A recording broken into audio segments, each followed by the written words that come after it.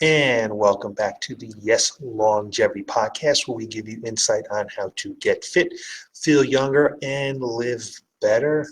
Thanks for taking a few minutes to listen to me this afternoon. I have just a few things in our housekeeping. Number one, on January 27th, we will be kicking off our Fit in 42 program. Fit in 42 is a completely immersible program. In Fit in 42, we're not only there to help you lose fat and increase muscle mass, we are there to change your life. If you've been struggling for a long time, you can't achieve your goals, if you can't make it a lifestyle change, then Fit in 42 is the right program for you. We take people in 6 weeks and we just redefine their lives. We clean them up, we fix them up, we give them all the tools necessary to go forward to be able to maintain those changes they've made in your life. Whether it's nutrition, exercise, mindset, sleep habits, hydration, regeneration, whatever it might be. We address all of those things and we get them cleaned up. So moving forward in the year 2020 and beyond, we will be successful. And for those who may not need that overall change, that overall program, we have another program. We're going to do a midwinter meltdown. It's a 4-week program that is designed to take some of that holiday fat off you, get you ready for the springtime. Don't wait till the spring to get it off now. So that also starts on January 27th. If you have any questions about this, you're welcome to Facebook message me. You can give us a call at 860-673-4293 or stop by and we'd be more than happy to give you information on either of those programs. So what do I have for you today? Well, we were sitting around the table the other day and just surfing around the internet, and up came the sitting rising test. The sitting rising test is a little test that is used to indicate longevity. But does the sit rising test, the SRT, really predict how long you live? It's a popular test, and it seems a little bit too simple to be true. So how easy it is to sit down and get back up from the floor really an indicator of longevity? So I'm going to do the test for you in a few minutes. We're going to see what I score on the test. But right now, let's just explain it to you. The sit and rise test, the SRT test, is easy to administer, which provides a significant and efficient predictor for mortality risk in the elderly. It was initially developed in the 1990s, and in one study of subjects between the ages of 51 and 80, those whose scores were the lowest range, from 0 to 3, were 5 to 6 times more likely to die within the study period, which was about 6 years, than those in the group who had the highest score of 8 to 10. So in this study, it's happened in 2002, adults between the ages of 51 and 80 years old. And this study was published in the European Journal of Prevention Cardiology. Researchers scored everyone according to the SRT. They then proceeded to follow them in their day-to-day lives until a participant died or until the research came to an end, which, like I said, was a little over 6 years, about 6.3 years time. And 159 of those people tested passed away. Out of all of them, only 2 had scored full marks in the test of physical ability. So how do you do the test? If you haven't seen it before, let me explain it to you, and then I'm going to demonstrate it. Without worrying about the speed of the movement, just try to sit down and then rise back up from the floor with minimum support than you believe that you need. So you're going to cross your legs, sit down, and try to pop back up as best you can. The maximum score possible in the SRT is 10 points. So it's a possible total of 5 points for sitting down and then 5 points for raising back up from the floor to the standing position. If you use a hand, a forearm, a knee, or the side of your leg to press back up off the ground, or bracing of the hand on the knee, each results in a deduction of 1 point. So any one of those things will be deduction of 1 point. The minimum possible score, obviously, is 0. we take an additional 0.5 points off. 0.5 points are deducted if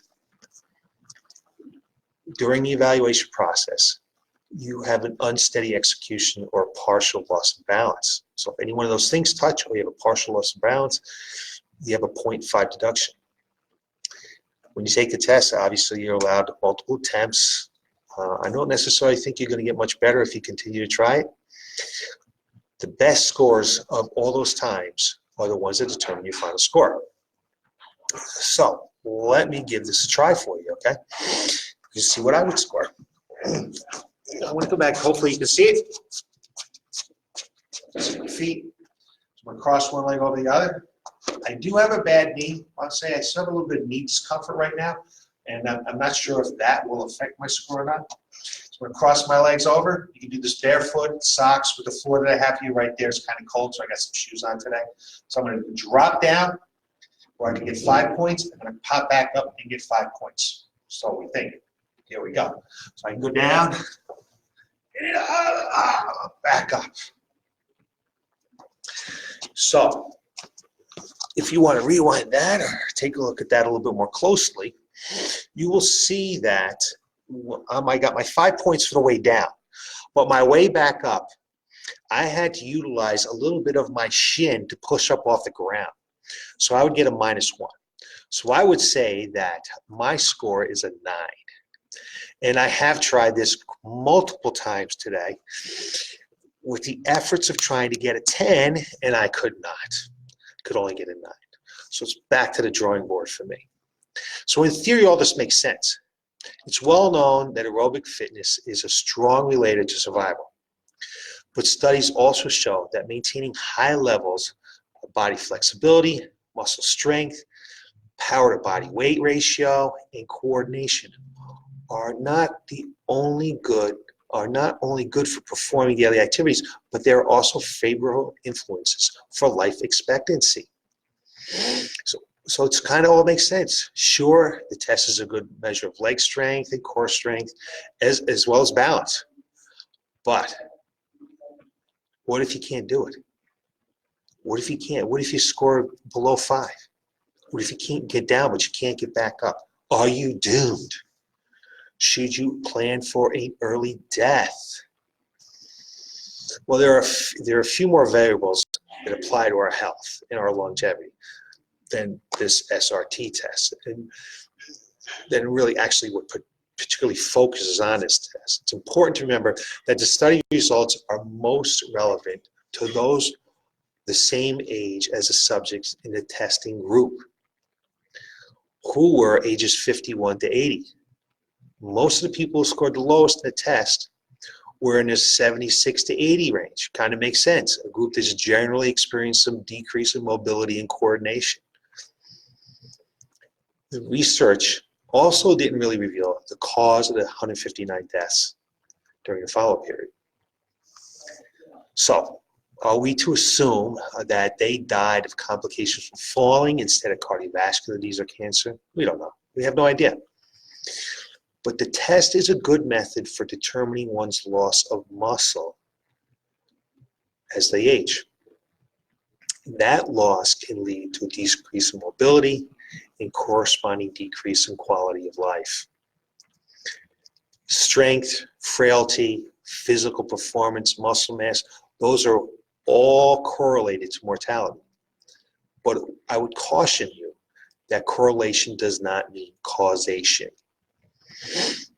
A perfect score on this test is tricky for most people in the first place. I'm pretty fit. I scored a 9. I'm 60 years old. So, I never tried this in my 40s. I think in my 40s I'd be able to pop right back up, but who knows? But not acing it could be due to some other factors. Like I said, maybe I got a bum knee, maybe I'm carrying a little bit too much weight, maybe my legs are a little bit strong. The things like that aren't going to cause early mortality. What a high score is, it's a sign that points to time, points in this particular time that you're in pretty good physical condition in terms of muscle strength. But I don't believe it's a real predictor for longevity. The bottom line here is, yes, the SRT seems to have a little bit of validity, but it's not the be-all or end-all. If you crumble into a heap while you're trying to sit down, that doesn't mean you start writing out your will. If you can't get back up, again, doesn't mean you need to write out your will. Most importantly, let it inspire you to start or to boost, to do something to improve your physical abilities. Whether it's strength training, flexibility training, do some things to build some power. It's beneficial and increases life expectancy no matter what age you do those things. No matter what time you start and decide that I'm going to increase my physical capacity, whether it's aerobic capacity, strength, build my muscle mass, develop more power, all those things. You can do it at any age, and those things typically help lead to a longer life. So there you have it. Give it a shot. See how you do. If you don't do as well as you'd like to do, take some change. Make some change. Take some time to determine what you want to do and make it happen. Because I know that anyone who's watching this wants to improve their longevity. So there you have it for today, the SRT test. I'm going to practice it, and hopefully I'll be able to come back one day and be able to still grab a 10, although it's not super important. And if you'd like to post your score, I'd love to see your scores right here on Facebook. That's all we have for today.